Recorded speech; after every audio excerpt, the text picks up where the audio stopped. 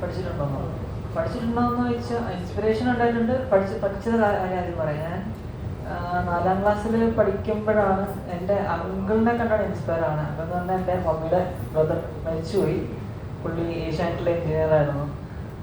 പുള്ളിയാണ് എൻ്റെ ശരിക്കുള്ള ഇൻസ്പിറേഷൻ. കാരണം ബാക്കിയുള്ള പിള്ളേരൊക്കെ അവധിക്കാലത്ത് അങ്ങോട്ടേയും പോയി കൂട്ടുകാരോട് കളിക്കാൻ പോകുമ്പോൾ ഞാൻ അങ്ങോട്ടേയും പോകുന്നത് അങ്കിളിനോട് സ്റ്റുഡിയോയിൽ ഇരുന്ന് വേവ് ഫോം കാണാനും VST പ്ലഗിൻ്റെ ഓടിക്കണം. അതൊക്കെ കണ്ടോണ്ടിരിക്കും. എനിക്കൊന്നും അറിയത്തില്ലായിരുന്നു.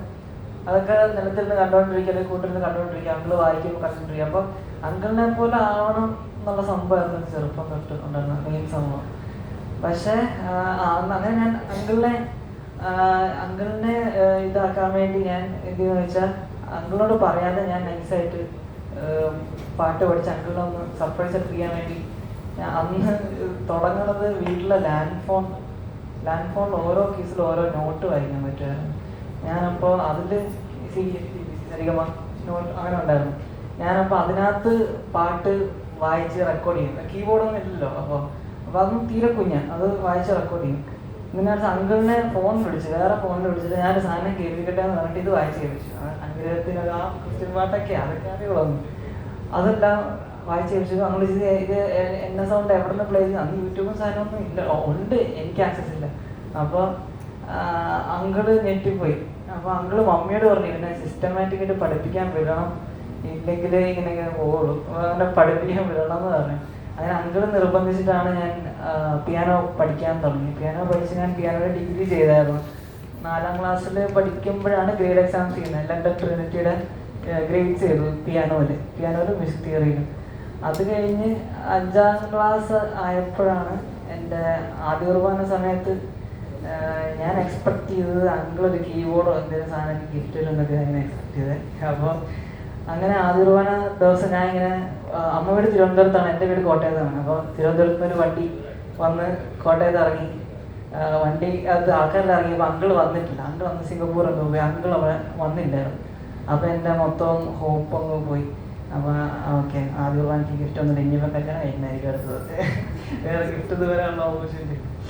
അങ്ങനെ ഇരുന്നപ്പോൾ എല്ലാ പരിപാടിയെല്ലാം കഴിഞ്ഞ് പോകാൻ നേരത്തെ അങ്കിളുടെ വൈഫ് ആൻറ്റി എൻ്റെ അടുത്ത് പറഞ്ഞ് അങ്കിളൊരു സാധനം തന്നു വിട്ടിട്ടുണ്ടായിരുന്നു, തരാൻ മറന്നുപോയി എന്ന് പറഞ്ഞ് ചെറിയൊരു എൻവലപ്പ് തുറന്നപ്പോൾ സ്റ്റുഡിയോ 1 എന്ന് പറഞ്ഞ മ്യൂസിക് പ്രൊഡക്ഷൻ സോഫ്റ്റ്വെയറിൻ്റെ ഒഫീഷ്യൽ CD ആയിരുന്നു. അതാണ് എനിക്ക് അങ്കിൾ അന്ന് തന്നത്. അപ്പോൾ തന്നെ ഞാൻ അതുപോലെ കോട്ടെല്ലാം ഊരി നേരെ ലാപ്ടോപ്പ് എടുത്ത് കുത്തി ഇൻസ്റ്റാൾ ചെയ്ത് അപ്പം തന്നെ പാട്ടുണ്ടാക്കണമെന്നുള്ള സാധനമാണ്. അങ്കിൾ അന്ന് ഉപയോഗിച്ചുകൊണ്ടിരുന്ന സോഫ്റ്റ്വെയർ ആയിരുന്നു അത്. അപ്പോൾ അങ്കിൾ എനിക്കത് ബൈ ചെയ്ത് എനിക്കത് എൻ്റെ CD തന്നു. അപ്പോൾ അങ്ങനെ തുടങ്ങുന്നത്. ഇപ്പോഴും ആ സെയിം സോഫ്റ്റ്വെയറിനെ യൂസ് ചെയ്യുന്നത്. ഞാൻ പിന്നെ അപ്ഗ്രേഡ് ചെയ്ത് പുതിയ വേർഷനിലായി. അപ്പോൾ അതാണ് ശരിക്കും മ്യൂസിക്കിലോട്ടുള്ള ഇത്. പക്ഷെ ഞാൻ പിന്നെ ആ സോഫ്റ്റ്വെയറിൽ തന്നെ ഞങ്ങളുടെ പള്ളിയിൽ ഒരു പെരുന്നാൾ സമയത്ത് തോട്ടോസ്തി എന്ന് പറഞ്ഞ പാട്ടിൻ്റെ കരോക്കെ ഒന്നും ഇല്ലായിരുന്നു. അപ്പോൾ ഞാൻ പറഞ്ഞു ഞാൻ കരോക്കെ ഉണ്ടാക്കി തരാം എന്ന് പറഞ്ഞാൽ പള്ളി അങ്ങനെ അന്ന് ഈ 4ാം ക്ലാസ് 5ൻ്റെ 6ൻ്റെ ഒക്കെ ആ സമയത്താണ്. അപ്പോൾ ഞാൻ കരോക്കെ ഉണ്ടാക്കി തരാമെന്ന് പറഞ്ഞാൽ ഞാൻ ഏൽക്കുകയും ചെയ്ത്. എനിക്ക് ഇതിനെപ്പറ്റി വലിയ ഐഡിയ ഇല്ല. അപ്പോൾ എനിക്ക് മിഡി കീബോർഡില്ല റെക്കോർഡ് ചെയ്യാൻ. അപ്പോൾ QWERTY എന്ന് പറഞ്ഞൊരു സിസ്റ്റം ഉണ്ട്. നമുക്ക് ലാപ്ടോപ്പിൻ്റെ കീസിൽ വായിച്ചിട്ട് റെക്കോർഡ് ചെയ്യാം. അപ്പോൾ Q നിൽക്കുക C ആയിരിക്കും, W നിൽക്കുക D ആയിരിക്കും, അങ്ങനെ അങ്ങനെ അതിൽ വായിക്കാം. ഞാനങ്ങനെ അതിൽ വായിച്ച് പാട്ട് ഫുള്ള് പ്രോഗ്രാമിങ് ചെയ്തു. അതാണ് ഇപ്പോഴും മിക്ക പള്ളിയിൽ ഓടുന്ന തോളോസ്തി എന്നുള്ള പാട്ടിൻ്റെ കരോക്കെ ഞാൻ അന്ന് ചെയ്തതാണ്. അതാണ് ഇപ്പോഴും ഓടുന്നത്. അപ്പോൾ അങ്ങനെ ഇതൊക്കെ അങ്കിളിൻ്റെ ഇൻസ്പിറേഷനാണ്. അങ്കിൾ ഇങ്ങനെ മുറി ഇരുന്ന് ഓരോന്നും ചെയ്യും, പിന്നെ നോക്കുമ്പോൾ പാട്ടായിട്ട് വരുമ്പോൾ അതൊക്കെയാണ് ഇൻസ്പിറേഷൻ. പക്ഷേ എനിക്ക് സാധനം ആക്കാൻ പറ്റും, ചെയ്യാൻ പറ്റും എന്നുള്ളൊരു കോൺഫിഡൻസ് ആയി കഴിഞ്ഞപ്പോൾ എനിക്ക് അങ്കിളിനെ കാണിക്കാൻ പറ്റിയില്ല. അങ്കിൾ അപ്പോഴേക്കും പോയി. അങ്ങനെ ഒരു വലിയ വിഷമമുണ്ട്. എനിക്ക് ഏറ്റവും കൂടുതലുള്ള വിഷമമാണ് ഞാൻ അങ്കിളിനെ പൊട്ടിക്കണം എന്നൊക്കെ പറഞ്ഞതാണ്. അങ്കിൾ ഉണ്ടാക്കണം, എനിക്ക് ഉണ്ടാക്കണം, അതായിരുന്നു എൻ്റെ സംഭവം. പക്ഷേ ഞാനൊന്ന് നല്ലൊരു സാധനം ചെയ്തിട്ട് അങ്ങനെ കേൾപ്പിക്കാൻ പറ്റിയില്ല. അൺഎക്സ്പെക്റ്റഡ് ആണ്. ഒരു ദിവസം വിളിച്ച് പറഞ്ഞ അങ്കിള് പോയി അറ്റാക്ക് ആയിരുന്നു. കോവിഡ് ടൈമിലാണ് അങ്കിള് വയ്യാതായി, പെട്ടെന്ന് അറ്റാക്കായി പോയി. അപ്പോൾ ആ ഒരു വിഷമം ഇപ്പോഴും ഉണ്ട്. അങ്കിളിനെ കേൾപ്പിക്കാൻ പറ്റാത്തത് ഒരു സാധനം ശരിക്കും ഞാൻ ചെയ്ത ഏതോ ഒരു പാട്ട് മാത്രം ഇങ്ങനെ ഈ കരോക്കെ ഉണ്ടാക്കിയത് കേട്ടിട്ടുണ്ട്.